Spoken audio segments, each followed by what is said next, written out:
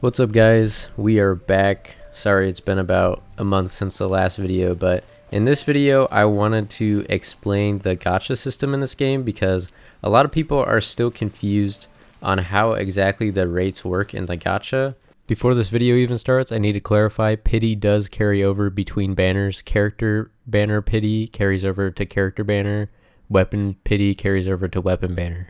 I recently made a gacha simulator for a Discord bot, and so I had to sort of do a little bit of studying about the gacha system and figure out the rates and stuff so that way my simulator could be as accurate as possible.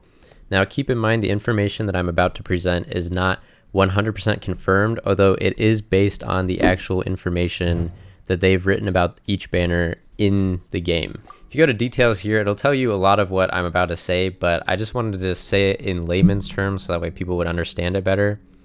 Basically, your rate for getting a 5-star character is 0.6. Your rate for getting a 4-star character is about 5.1%, as you can see listed here. My gacha simulator uses basically the exact numbers and the information that they have listed on the banner information to simulate the gacha, but there's a couple extra catches that I wanted to mention along with what we have here. The way that this works is every time you roll, there's 10 different slots for the game to fill. To put it simply, it'll generate a decimal number between 0 and 100, and if it is below 0.6, which would be your 0.6% chance of getting a 5-star, then you have a 5-star. But there's a second roll that is done after you have confirmed to have gotten that 0.6% rate, and that is whether or not the character is the featured character or one of the characters that is in the 5-star pool. The 5-star pool is some of the standard 5-star characters that are present in every single character banner, and that would be Diluc, Jean, Kuching, Mona, and Chi-Chi. And then your featured characters, of course, in our case it's Tartaglia, but before it's been Venti and also Klee. For each of the pool characters, because there's 5 of them, you then have a 20% chance of getting one of those characters. So first you roll, and if you happen to land on the 0.6% chance of getting 5-star, then you have a coin flip between the featured character and the character pool. And if you get the featured character, you get the featured character. If you get the pool, then you have a 20% chance of one of those characters being picked. So one of the worst things to do when you're going to roll the gacha is to try to roll for a very specific 5-star pool character, because your chances are really low. If you say wanted to get Diluc really badly, that's actually not a super realistic thing to go for. Although if you're a whale, you can keep spending and spending and spending until you get what you want. But for a free-to-play player, I would recommend keeping your dreams more realistic. I don't know how else to put it, but try to be happy with just landing one of those pool characters instead of a specific one. Chances of landing a specific one as a free-to-play are very low, especially because you don't have that infinite supply of primo gems. If you don't land on the 0.6% chance of getting a 5-star, you then land on the 5.1% chance of getting a 4-star, and this works the same way as the 5-star. So the 4-star characters that are featured are part of their own little feature pool, and then you have a standard pool of 4-star characters that are always available in the character banner. If you happen to land on that 5.1% chance of getting a 4-star character for your roll, you then have a 50-50 between the characters in the featured character pool and the standard characters. So in this case, for the Tartaglia banner, you have featured characters of Beidou, Diona, and Ningguang, and then you have the standard 4-star characters that are always present in the character banner: Sucrose, Bennett, Barbara, Chongyun, Fischl, Noelle, Razor, and Zhang Ling. If you get featured 4-stars, since there's only 3 featured 4-stars, you have a 33% chance of rolling a specific one of those. I'm not even going to do the percentages for the standard 4-stars, but you have a pretty low chance of getting a very specific standard 4-star.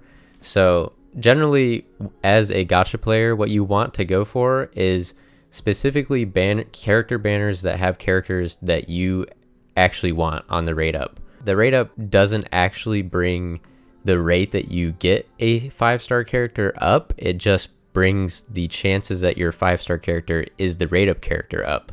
Aside from that, the 4-star pool also includes weapons, and there are a absolute ton of weapons. Most often you're going to be getting either a featured 4-star or a weapon.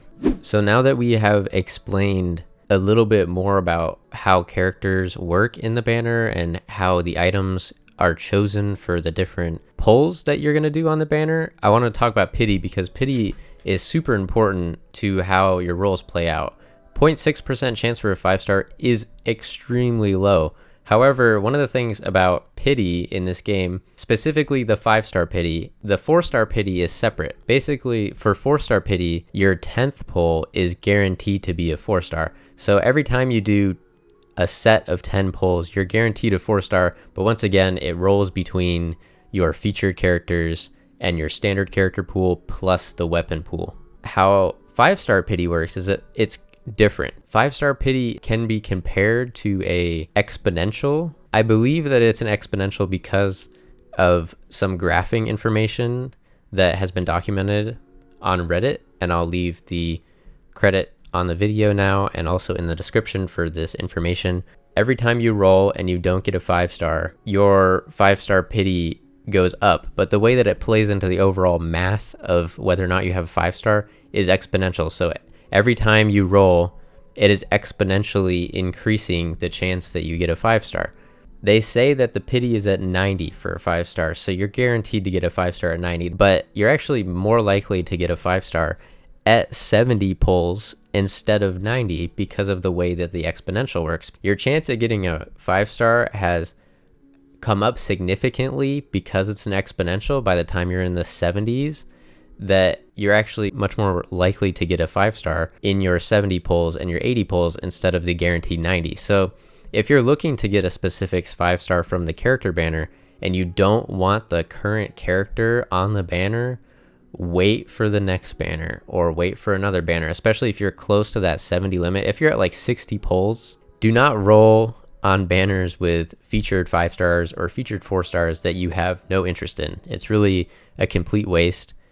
Even though you have a chance of getting other characters in the standard pools of these banners, it's really not worth it. And I hope this information helps. I'm going to try to include some good visuals for this video so that way you guys can maybe understand it better. I've linked some other resources in the description, including a video about the dangers of gacha and gambling, and also the original Reddit post.